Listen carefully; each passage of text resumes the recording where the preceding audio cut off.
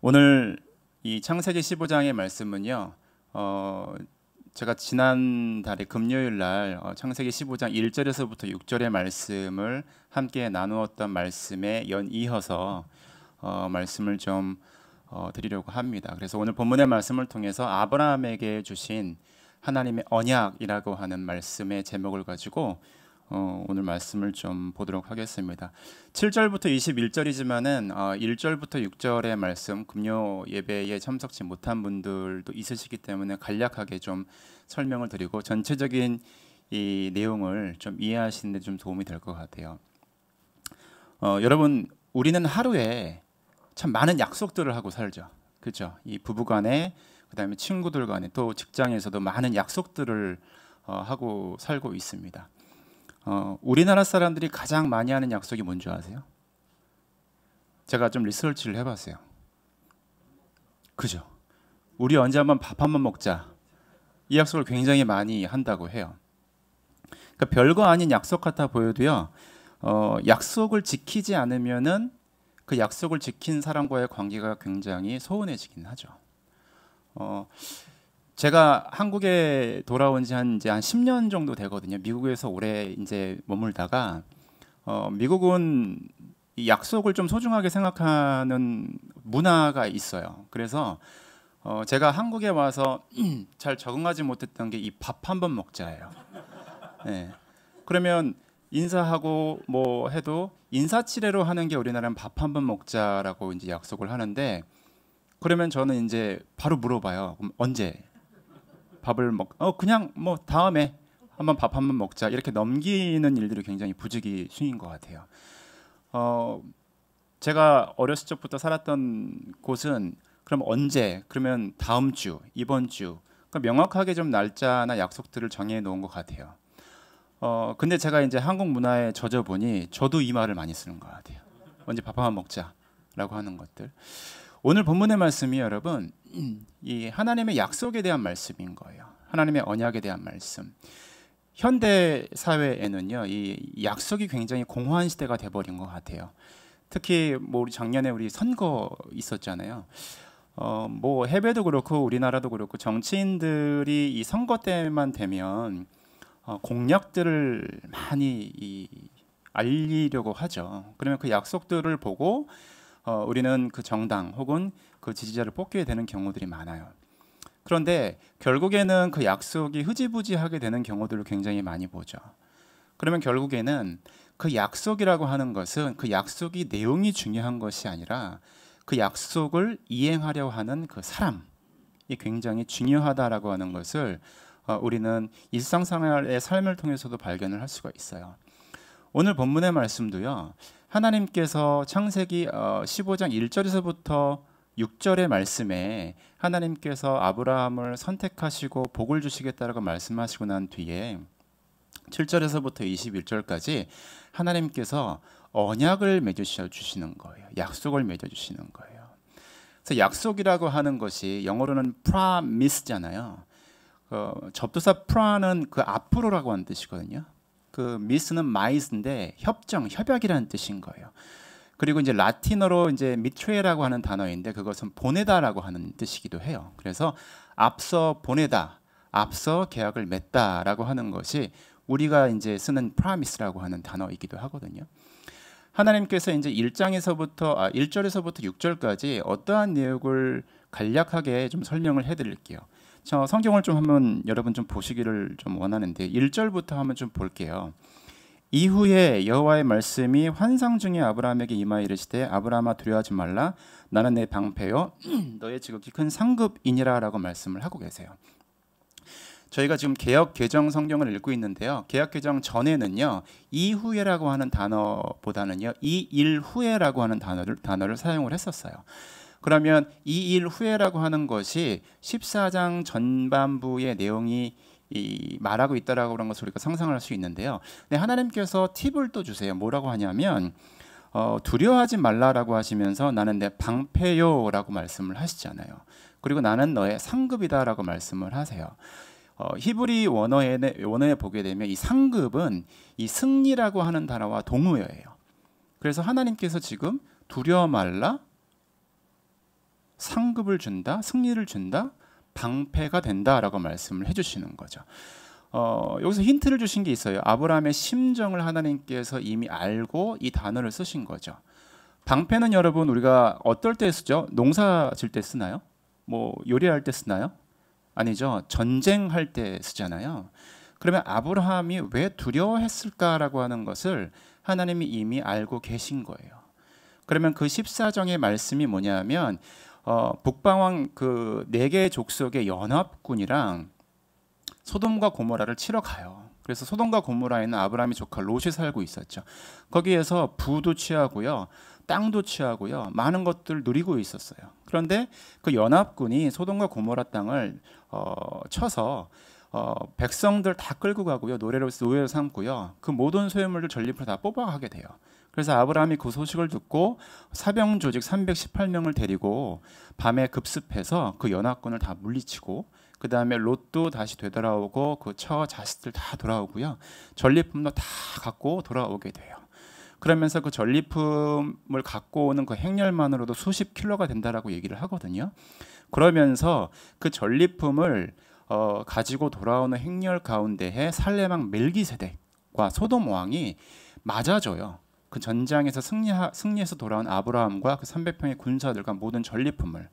그러면서 살레망 멜기세덱에게는 11조를 드리죠. 11조를 드리고 난 뒤에 그 다음에 소돔 왕도 이방 왕이잖아요. 이방 왕이 이 아브라함의 그 용맹스러운 그 모습을 보고 굉장히 높은 그 칭찬을 해요. 치하를 하고요. 그러면서 사람은 나한테만 주고 전장에서 빼앗은 모든 전리품을 네가 다 가져가라라고 얘기를 해요.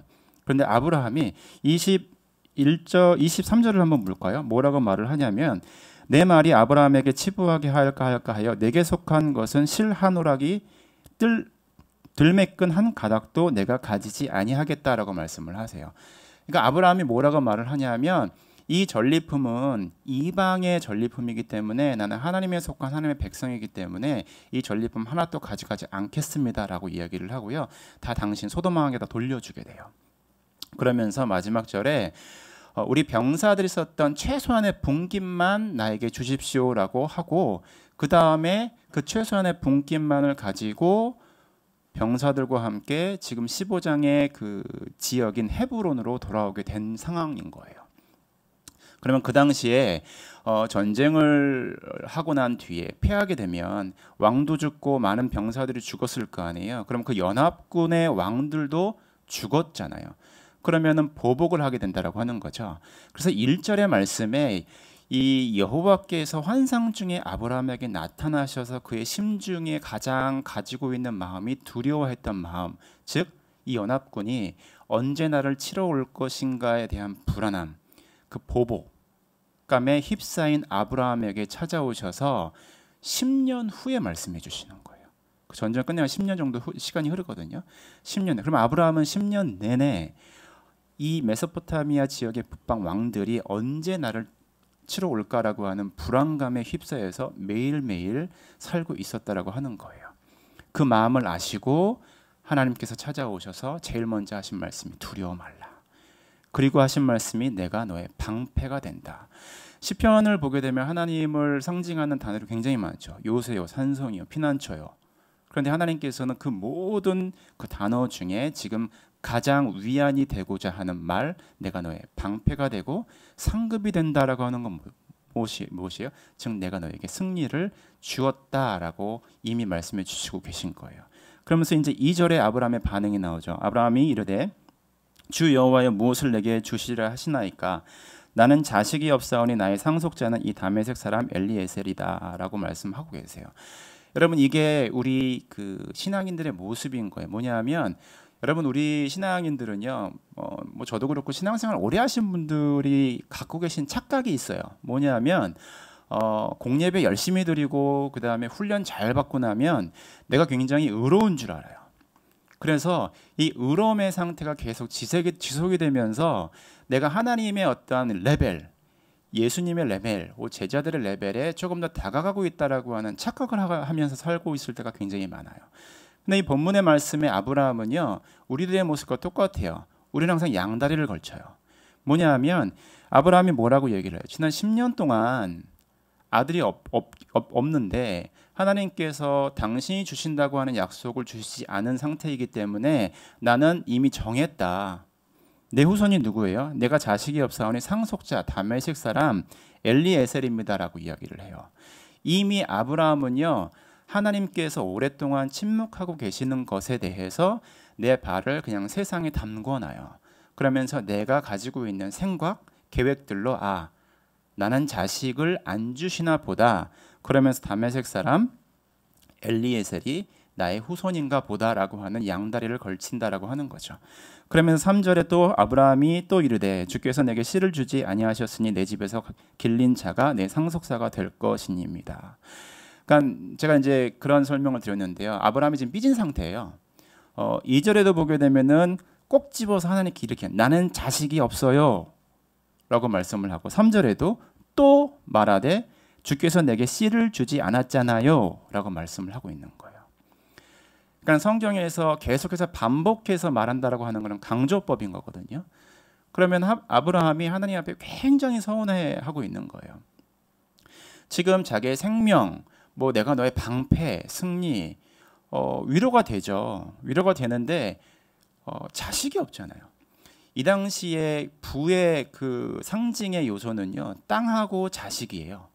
근데 지금 자식이 없는 상태에서 하나님이 계속해서 이러한 환상으로 말씀으로 해주시는 것에 대한 의심으로 계속해서 반응하고 있는 모습인 거예요. 그러면 4절에 그 아브라함의 그 삐쳐 있는 상태에 4절에 하나님께서 이렇게 말씀을 하세요. 여호와의 말씀이 그에게 임하여 이르시되 그 사람이 내 상속자가 아니라 내 몸에서 날 자가 내 상속자가 되리라 하시고 그를 이끌고 밖으로 나가 이르실 때 하늘을 우러러 무뼈를 셀 수 있나 보라. 또 그에게 이르실 때 내 자손이 이와 같으니라라고 말씀을 해요. 굉장히 중요한 말씀인데요. 4절에 하나님께서 내 상속자가 아니라 그 사람이, 그러니까 아예 이름도 하나님께서 말씀하지 않으세요. 아브라함은 엘리에셀입니다라고 딱 정해서 얘기를 하는데요. 하나님은 아예 이름조차 말씀을 해주시지 않고요. 네 몸에서 난 상속자가 나의 씨다라고 얘기를 하거든요. 그러면서 하나님께서 5절에 이끌고 밖으로 나가 보라라고 해요. 그러면서 이 보라라고 하는 이 단어에 하나님께서 무별을 셀 수 있나라고 말씀을 하거든요. 영어 성경에는 그냥 many stars라고 나와 있어요.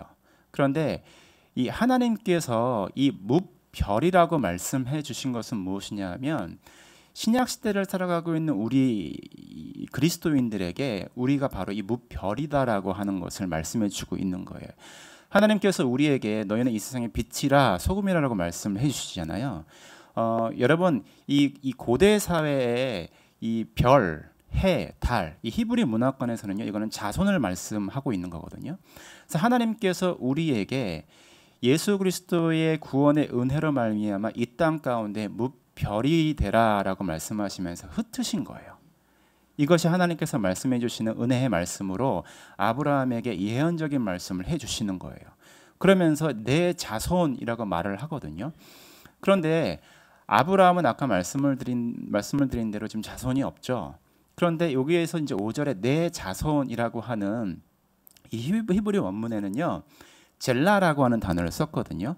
단수예요, 단수. 단수로 영어 성경에는 a son이라고 나오거든요.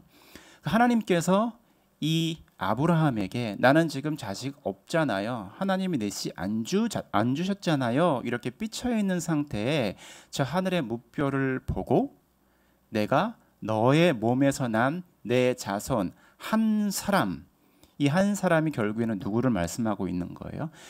메시아를 말씀해 주고 있는 거예요. 아브라함은 지금 자식이 없잖아요, 여러분. 자식이 없는데 내 몸에서 메시아. 아브라함이 이걸 이해할 수 있었을까요? 저는 잘 모르겠어요. 아브라함이 하나님께서 이런 말씀을 하실 때 이해할 수 있었을까? 엊그제 금요 예배 때 저희가 이 엔게디 광야에 있는 다윗에 대해서 제가 말씀을 나누면서 그런 말씀을 드렸어요. 여러분, 메시아라고 하는 뜻이 뭐죠? 하나님께 기름을 부은 자라고 말씀을 드렸잖아요. 신약 성경에 하나님께 기름을 부은 자. 히브리 원어로 보게 되면은 마시하크라고 하는 단어거든요. 그 마시하에서 파생돼서 이 메시아가 된 거거든요. 여러분, 우리가 이 땅을 살아가면서 메시아 예수 그리스도를 우리의 마음 가운데 구주로 영접했잖아요. 그러면 우리는 크리스찬이라고 얘기를 해요. 그렇죠? 크리스찬. 여러분, 크리스찬이라고 하는 의미가 굉장히 무게감이 있는 단어인 거예요. 왜냐하면 이 크리스찬이라고 하는 단어가요, 히브리어로는 크리스토퍼스라고 하는 단어거든요. 근데 이 크리스토퍼스는 그리스도를 따라가는 자예요. 그리고 그리스도에 속한 사람을 크리스토퍼스라고 이야기를 해요. 거기에서 파생된 게 크리스토스, 헬라어, 그 다음에 크라이스트, 그리스도라고 이야기를 하는 거죠. 그러면 지금 하나님께서 아브라함에게 굉장히 서운해하고 있는 아브라함에게 내가 너의 몸에서 난 마시하크, 메시아를 보내줄 거다라고 말씀을 하시면서, 이 말씀은요, 여러분, 아브라함의 역사의 한 인물로 보시면 절대 안 돼요. 성경은요, 창세기부터 요한계시록까지 메시아 예수 그리스도를 이야기하고 있는 이야기라고 말씀을 이해하시면 돼요. 하나님께서 우리에게 아브라함의 일생을 통해서 말씀해 주시고 있는 것은, 우리는 예수 그리스도를 메시아로 받아들인 그리스도인이라고 하는 거예요. 그러면 그리스도인이라고 하는 것은요, 굉장히 무게감이 있는 단어인 거예요. 여러분이 속해 있는 자리, 여러분이 속해 있는 가정, 여러분이 속해 있는 어떤 소속, 이 모든 것이, 우리는 그리스도인이라고 하는 것은 메시아, 하나님이 나의 메시아가 되심. 신약 성경에는 여러분, 우리는 모든 백성이 기름 부음 받은 만인 제사장이라고 하는 거죠. 그러면 결국에는요, 예수 그리스도의 정체성, 예수 그리스도의 생명이 나의 생명이 되는 거예요. 그게 표현되어지는 게 그리스도인인 거예요. 예수 그리스도의 정체성이 나의 정체성이 되는 거죠. 그것이 표현되는 것이 그리스도인이라고 하는 거예요. 그래서 여러분, 기독교인이에요, 저 기독교인이라고 말하는 것이 그냥 단순한 그 단어를 그냥 표현해 주고 있는 말씀이 아니에요. 굉장히 중요하고 굉장히 무게감이 있다라고 하는 거죠. 그러면 여러분, 이 아브라함은 지금 삐쳐 있는 상태잖아요. 그런데 아브라함을 하나님께서 부르시는 그 목적이 있었다라고 하는 거예요. 그 목적을 원래는 1절에 말씀을 하시고 7절에도 말씀을 하세요. 1절 다시 보게 되면은, 두려워하지 마라, 내가 너의 큰 상급이 되고 이 땅을 너에게 주겠다라고 7절에 말씀을 하고 계시는 거예요. 자, 여러분 또 보게 되면은, 자, 아브라함이 6절에 그렇게 하나님께서 설명하시는 것을, 아브라함이 여호와를 믿으니 여호와께서 이를 그의 의로 여겼다라고 이야기를 해요. 아까 제가 말씀을 드린 대로 저는 성경을 이제 묵상을 해보면, 이때 당시에는 여러분, 율법이 완성되지 않는 상태잖아요. 창세기니까, 그죠? 율법이 완성되어져 있지 않는 상태인 거예요. 그래서 하나님이 하나님의 모습으로 현현하셔서 말씀해 주시는 경우들이 굉장히 많죠. 지금 저희들은 이렇게 설교도 듣고 강해 설교도 듣고 주석도 찾아보고 그럴 수 있잖아요. 아브라함이 이 하나님의 그 깊은 뜻을 다 이해하고 알아듣고 여호와를 믿었더니라고 하는 고백을 할 수 있었을까라고 하는 게 저는 굉장히 좀 궁금했어요. 그런데 히브리 원문을 보게 되면은요, 이 여호와를 믿으니라고 하는 이 단어가요, 바야훼라고 하는 단어로 쓰여져 있어요.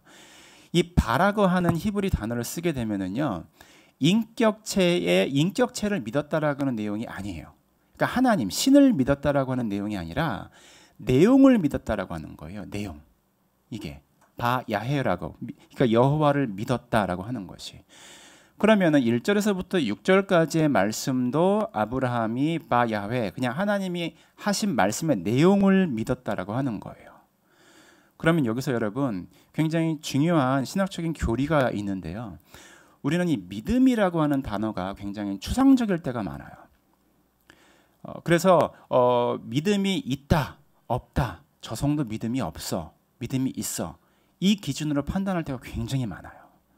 근데 여러분, 이 본문은요, 자, 바야훼라고 하는 건 뭐예요? 아브라함이 하나님께서 말씀하신 내용을 믿었다라고 하는 것은, 이 모든 것을 믿게 하시는 주체가 누군 거예요? 여호와 하나님이라고 하는 거예요. 그럼 여러분 믿음이라고 하는 거는 내가 설교 말씀을 오늘 듣고 믿었다라고 하는 내 의지적인 결단이 아니에요. 이것은 뭐예요? 전적으로 성자, 성부, 성령 하나님의 인도하심 가운데 우리의 믿음이 자라게 하고 성장하게 하신다라고 하는 거예요. 그래서 저는 어렸을 적에 신앙을 할 때 부흥사분들 오셔서 믿습니까? 하면은 저희 다 뭐 어떻게 하죠? 아멘 하잖아요. 그럼 왠지 믿음이 생긴 것 같잖아요.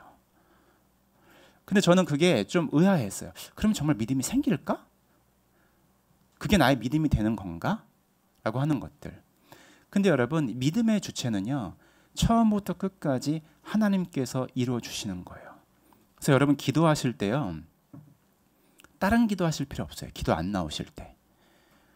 하나님 믿음이 없사오니 믿음을 주세요. 하나님이 약속하신 말씀 내가 솔직히 의심스럽거든요. 믿어지지가 않아요. 그러니 믿음을 주세요. 그럼 여러분 신약 성경에 보시게 되면은요, 후히 주세요. 하나님이 그 믿음을 후히 주시고요.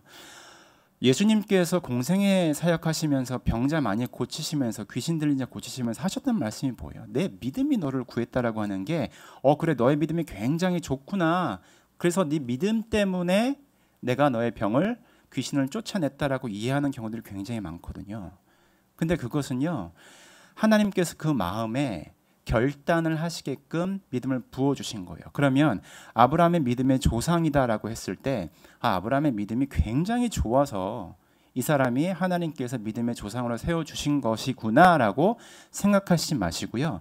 하나님께서 왜 아브라함을 믿음의 조상으로 세웠냐라고 하는 것은 아브라함의 인생이 하나님께서 처음부터 끝까지 그의 삶에 믿음을 부어주신 거예요. 설득해 주신 거예요. 은혜를 주신 거예요. 그래서 아브라함의 인생의 면면에 하나님께서 함께 해주신 그 믿음의 성장을 받아들인 사람의 모습이 아브라함이었다라고 하는 거예요. 이 사람이 특출나서 그랬다라고 하는 것이 아니에요. 다윗도 똑같아요, 여러분. 요셉도 똑같아요. 하나님께서 우리의 마음 가운데 성령의 인도하심으로 하나님 나의 믿음 없음을 용서하여 주시옵소서, 나에게 믿음을 주세요. 그 기도가 솔직한 기도라고 하는 거죠. 자, 그러면서 여호와를 믿으니, 원래는 여기에서 아만, 믿으니라고 하는 것이 아만이라고 하는 히브리 동사거든요. 여기서 파생된 단어가 뭐라고 말씀을 드렸죠? 아멘이라고 하는 거예요. 여기에서 아멘한 거예요. 아브라함이 하나님의 인격체를 믿은 게 아니라 하나님께서 지금 내가 네 몸에서 난 씨로 메시아를 보내줄 거야다라고 하는 그 내용을 아멘 하고 받으면서 하늘의 무별을 바라본 거예요. 지금 현실은 자식 하나 없어요. 10년 동안 자식이 하나 없어요. 지금 85세거든요. 75세 부르시고 85세예요. 자식이 생길 리가 없죠. 인간적인 이 시각으로는요. 근데 하나님을 믿었대요. 하늘의 무별을 보고 아멘 했다라고 하는 거예요. 여기에서 여러분 우리가 믿습니까? 아멘이요. 저는 이 본문의 말씀이 더욱더 실질적인 말씀인 것 같아요. 어떤 것이냐? 현실은 어때요? 되어지지 않은 거죠. 현실은 어둠이죠. 그런데 밝은 미래를 보고 하나님께서 주실 것을 믿고 아멘 한 거예요. 그러면서 오늘 본문 7절부터 21절의 말씀이 하나님께서 그 1절, 6절의 말씀을 하시면서 아브라함이 그래도 좀 시간차가 또 6절과 7절 사이에 또 하루라고 하는 시간차가 있어요. 그러면서 계속 의심해요. 그러면서 아브라함이 하나님께 소위 지금으로 말하면 계약서 하나 써주세요 라고 말씀한 거예요.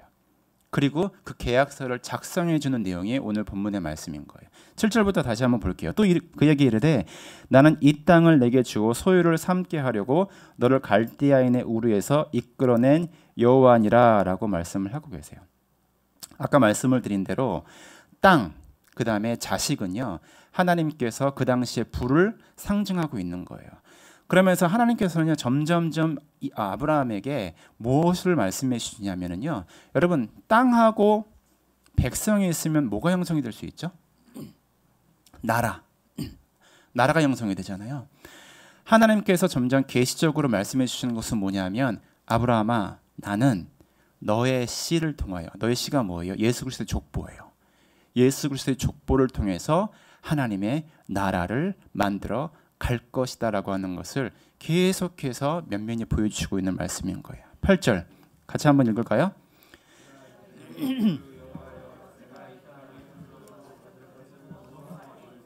계속해서 아브라함이 어떠한 마음을 갖고 있죠? 의심의 마음을 갖고 있죠.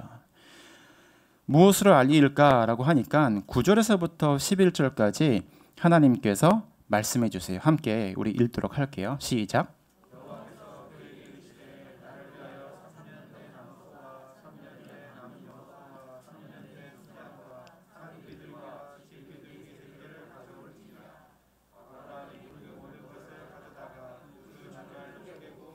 쪼갠 것을 마주 대하여 놓고 그 새는 쪼개지 아니하였으며 솔개가 그 사체 위에 내릴 때에는 아브라함이 쫓았더라. 자, 9절 말씀은요. 그 당시에 고대 근동사회에 계약을 맺을 때 나라와 나라 사이에 왕과 왕 사이에 계약을 맺을 때에 행하였던 행동인 거예요. 쉽게 얘기하면 지금 이렇게 이제 저희 이제 본당이 있잖아요. 반으로 쭉 갈라놓고요. 그 사이에 이 동물들을 반으로 쪼개는 거예요. 쪼개서 한 편 한 편으로 내놓고요. 이 가운데를 이 두 쌍방이 지나가는 거예요. 지나가는 것이 그 언약의 체결식인 거예요. 자, 그럼 우리가 상상할 수 있겠죠, 여러분. 아브라함이 하나님 앞에 계속해서 의심의 마음을 갖고 있으니 하나님께서 그 당시의 사회 관습을 통해서 아브라함을 더 이해시키는 거예요.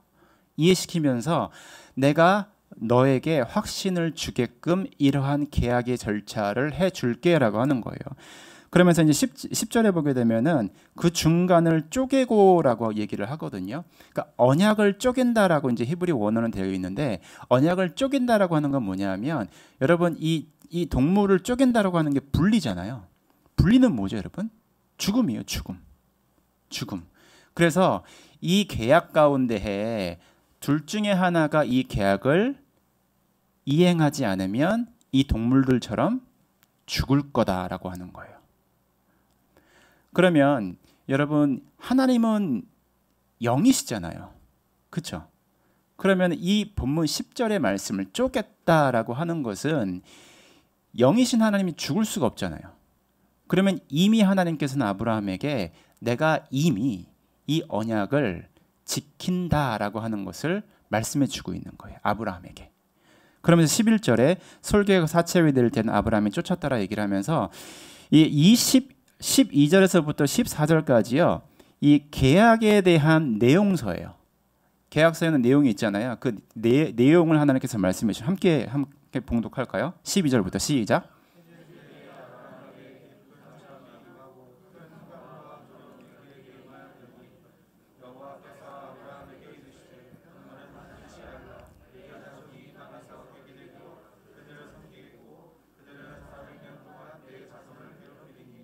그들이 섬기는 나라를 내가 징벌할지며 그 후에 내 자손이 큰 재물을 이끌고 나오리라.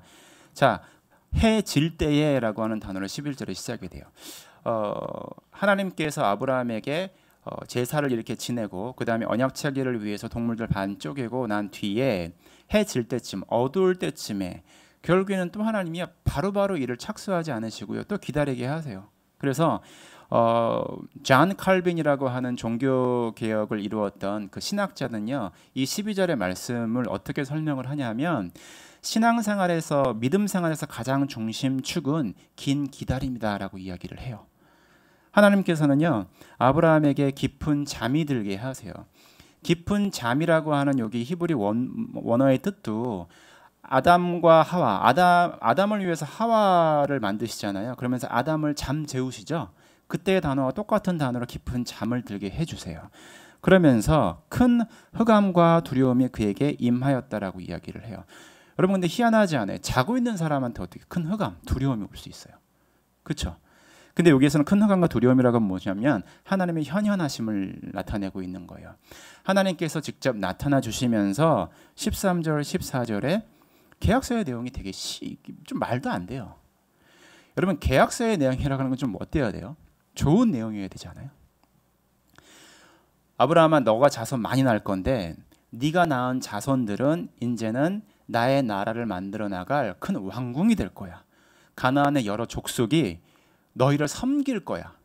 뭐 이러한 내용으로 좀 언약 체결이 돼야 되는데 내용이 이상해요. 뭐 어때요? 이방 애굽이거든요. 애굽에게 잡혀가 가지고 400년 동안 네 자손이 그들을 섬기고 노예 생활한다라고 하는 거고요. 그다음에 14절 그들 섬기는 날을 내가 징벌하니 그 후에 내 자손이 큰 재물을 이끌고 나오리라라고 말씀을 하세요. 그러니까 400년 동안, 그러니까 4대를 이제 100년을 한 세대로 보거든요. 그러니까 4대 동안 애굽에, 그러니까 이 세상에 속하여서 노예 생활을 하게 될 건데 400년 후에는 큰 재물을 이끌고 나온다라고 하는 거예요. 그러면 여러분 큰 재물, 여러분 우리 출애굽기에 보게 되면 모세가 애굽에서 이스라엘 백성들 나올 때 10가지 재앙을 다 보여주고 난 뒤에 실질적으로 일이 이루어지죠. 그러면서 바로 왕이 너희들 빨리 가. 뭐 소유물 그러면서 그 애굽에 있는 모든 소유물까지도 끌고 다 나온 거죠. 그 하나님의 역사하심의 언약들이 이루어지게 돼요. 그러면서 여기에 본문의 말씀은 하나님께서 큰 재물을 이끌고 나온다라고 하는 것은 뭐냐면 이미 너에게 승전가를 주었다, 줄 거다라고 하는 것을 보여주고 있는 말씀인 거예요. 그러면서 15절 너는 장수하다가 평안히 조상에게로 돌아가 장사될 것이다 라고 이야기를 해요. 여기서 평안이라고 하는 단어가 우리가 알고 있는 샬롬이에요. 처음 등장하고 있는 단어인 거예요. 하나님께서 아브라함에게 샬롬의 평안을 줄 거다. 그러니까 지금 아브라함이 175세에 죽거든요. 그러니까 대략 지금 85세니까 175세까지 살고 네 자손의 자손을 보고 평안하게 장사될 거다라고 말씀을 하세요. 그러면서 이제 16절 내 자손은 4대 만에 이 땅으로 돌아오리니 이는 아모리 족속의 죄악이 아직 가득 차지 아니함이니라 하시더니라고 되어 있어요. 아까 여러분 하나님께서 언약, 약속을 체결하실 때에는요 하나님의 목적이 분명히 있으세요. 1절에서 7절 땅과 자손을 줄 때 하나님께서는 하나님의 나라를 만들어 줄 거다라고 하는 하나님의 그 목적이 있으셨던 거예요. 그러면 하나님은 아브라함을 부르신 목적이 그냥 땅, 자식, 하나님의 나라, 이 세상의 것들을 취하면서 잘 먹고 잘 사는 것이 하나님의 부르심의 목적이냐? 그게 아니에요. 그 부르심의 목적의 본질은 16절에 나타나 있어요. 16절에 뭐라고 말씀하시냐면 이는 아모리 족속의 죄악이 아직 가득 차지 아니함이니라 라고 말씀을 하세요. 여기다 가득이라고 하는 단어도요. 샬렘이라고 하는 단어예요. 샬렘이라고 하는 단어는 끝까지 차서 빈 공간이 없을 정도로 꽉 찼다라고 할 때에 이 단어를 써요. 그러면 하나님께서는 지금 아모리 족속, 가나안의 아모리 족속은요. 이방 족속이에요. 여러분 하나님은요 그냥 택한 사람만 사랑해가지고 그 사람만을 구원해서 영생을 그런 하나님이 아니세요. 지금 하나님은 아브라함을 부르신 목적은요 지금 자식도 없고 땅 한 평 없는 아브라함에게 하나님의 그 원대한 부르심의 목적은 너를 통하여 하나님의 나라가 이루어지며 더하여 이방 족속까지도 하나님의 모습, 하나님의 되심을 받아들이고 구원을 받고 영생의 복을 누리게 하려고 하는 하나님의 부르심의 목적이 있었다라고 하는 것을 말씀해 주고 있는 거예요. 그 하나님의 목적을 아브라함에게 말씀해 주시면서 여러분 하나님은 시제가 없으시잖아요. 그렇죠? 알파와 오메가 시제가 없으신 하나님이세요. 그런데 우리가 이러한 하나님의 그 성경의 언약의 말씀을 들으면서 상처를 받고 서운해하는 게 뭐냐면 우리는 시제가 있잖아요. 우리는 과거, 현재, 미래가 있잖아요. 하나님은 지금 아브라함에게 과거, 현재, 미래 얘기를 다 얘기해 주세요. 그러면서 그 내용을 언약, 계약서에 다 써주시는 거예요. 믿지 못하니까. 그것도 모자라서 동물들 쪼개고 직접 보여주시면서 이 계약서의 내용을 다 말씀을 해주세요. 그러면서 17절 보세요. 해가 져서 어두울 때 연기나는 화로가 보이며 타는 횃불이 쪼개는 고기 사이로 지나더라 라고 말씀을 하세요. 하나님의 일방적인 모습인 거예요. 하나님의 일방적인 모습으로 하나님께서 직접 계약서를 완성해 나가시는 거예요. 왜냐하면 아까 말씀을 드린 대로 그 당시에 이 계약서는 쌍방이 지나가야 되잖아요. 그렇죠? 쌍방이 지나가야만 그 계약이 완성이 되는데 아브라함이 여기를 지나갈 수가 없어요. 왜냐하면 여러분 15장 다음에 16장에 무슨 얘기가 나오냐면 하갈과 이스마엘 이야기가 나와요. 왜냐하면 아브라함이 86세 요거 사건 지나고 또 1년 동안 하나님께서 잠잠하세요. 말씀을 안 하세요. 그리고 99세 때까지 하나님 잠잠하세요. 그러니까 또 아브라함이 이 엄청난 계약서를 받고 난 뒤에도 의심해서 하갈을 통해서 이스마엘을 얻어요. 그러면 아브라함 죽어야 돼요. 그렇기 때문에 지금 깊은 잠에 들게 하신 거예요. 그러면서 17절에 하나님이 홀로 그 사이를 지나가셨다라고 하는 거예요.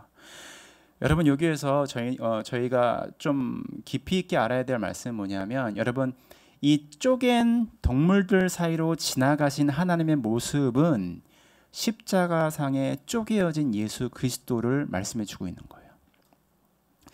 여러분 하나님께서는요, 지금 아브라함의 일생의 역사를 통해서 말씀해 주시는 것은 오실 메시아 예수 그리스도는 이 쪼갠 동물들 사이로 지금 지나가고 있는 성부 하나님이 독생자 예수 그리스도, 성자 예수 그리스도를 이 산 제물로 너를 위하여, 이방인들을 위하여, 온 세계를 위하여 하나님의 구원의 역사를 이루시기 위한 하나님의 부르심의 목적을 말씀해 주시고 있다라고 하는 거예요. 여기에서 여러분 하나님께서 아브라함에게 이 말씀을 하시고 난 뒤에 이스라엘 역사를 쭉 보게 되면은요, 이스라엘이 하나님의 말씀 잘 듣나요? 안 듣죠. 계속해서 사이클로 반복을 하거든요. 그러면서 나중에요, 하나님이 어떠한 모습까지, 어떠한 계약서까지도 또 새 언약을 또 만들어 주세요.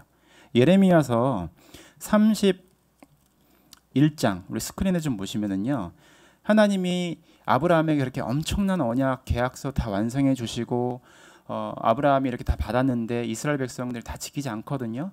나중에 예레미야서에서 하나님이 새 언약을 또 주세요. 또 다른 기회를 주세요. 31장 31절에서 33절 우리 함께 읽도록 하겠습니다. 시작. 여호와의 말씀이니라. 보라, 날이 이르리니 내가 이스라엘 집과 유다 집에 새 언약을 맺으리니 이 언약은 내가 그들의 조상들의 손을 잡고 애굽 땅에서 인도하여 내던 날에 맺은 것과 같지 아니할 것은 내가 그들의 남편이 되었어도 그들이 내 언약을 깨뜨렸음이라. 여호와의 말씀이니라. 그러나 그날 후에 내가 이스라엘 집과 맺을 언약은 이러하니 곧 내가 나의 법을 그들의 속에 두며 그들의 마음에 기록하여 나는 그들의 하나님이 되고 그들은 내 백성이 될 것이라. 여호와의 말씀이니라. 34절에는요, 내가 그들의 악행을 사하고 다시는 그 죄를 기억하지 않겠다라고 말씀을 하세요. 여러분 오늘 저희 찬양할 때 하나님의 사랑은 그 백성을 끝까지 포기하지 않는다라고 하는 가사가 있었잖아요. 하나님께서요, 아브라함에게 이 말씀을 하실 때에는 미리 보신 거예요.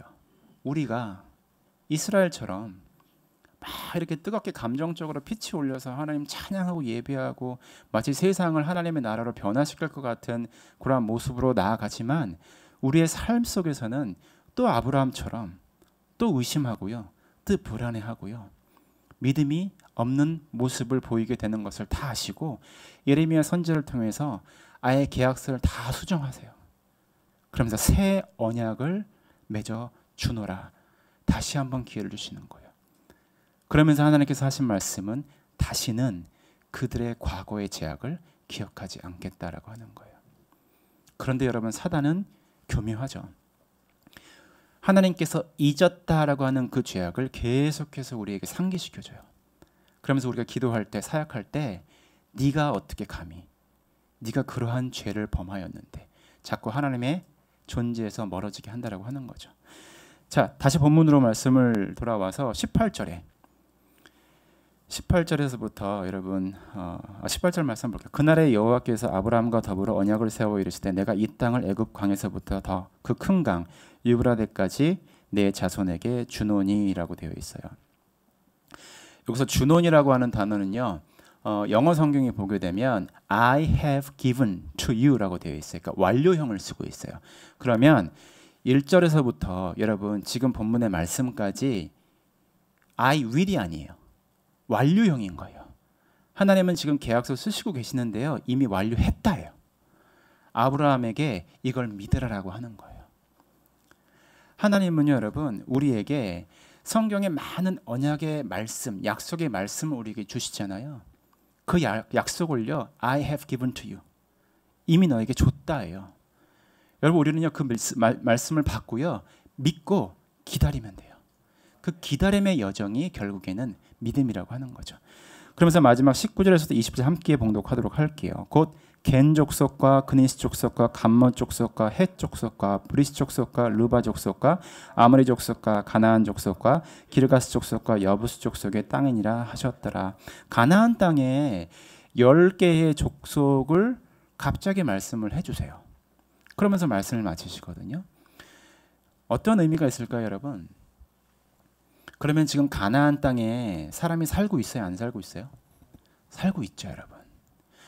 하나님이 아브라함에게 가나안 땅을 줄 거야. 그런데 그 땅은 빈 땅이 아니야. 여러분 이왕 주실 거면 빈 땅, 아무도 개척하지 않은 땅, 아주 플레인의 땅을 이 아브라함의 자손들이 들어가게 되면 너무 좋잖아요. 아주 깨끗하니까, 아무도 없는 땅이니까. 그렇죠? 그런데 하나님은 10개의 족속을 말씀해 주시면서 이 가나안 땅에 네가 들어가서 하나님의 복음을 전해야 한다라고 하는 부르심의 사명을 주시는 거예요.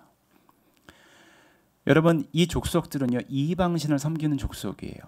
하나님을 한 번도 들어보지 않은 족속인 거예요. 그래서 단 한 사람, 아브라함, 하나님을 믿는 그리스도라 칭하는 아브라함이 그 가나안 땅에 들어갈 때 그 어둠의 땅이 빛의 땅이 된다라고 하는 거예요. 여러분 우리의 삶의 현장에서요 우리가 이러한 모습으로 살아가야 돼요.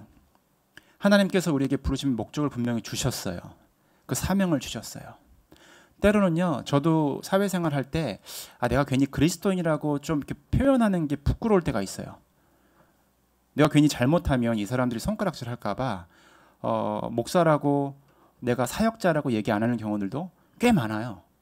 왜냐하면 얘기 안 해야 일하기가 편해요. 근데 여러분 하나님께서 아브라함에게 뭐라고 말씀을 하세요?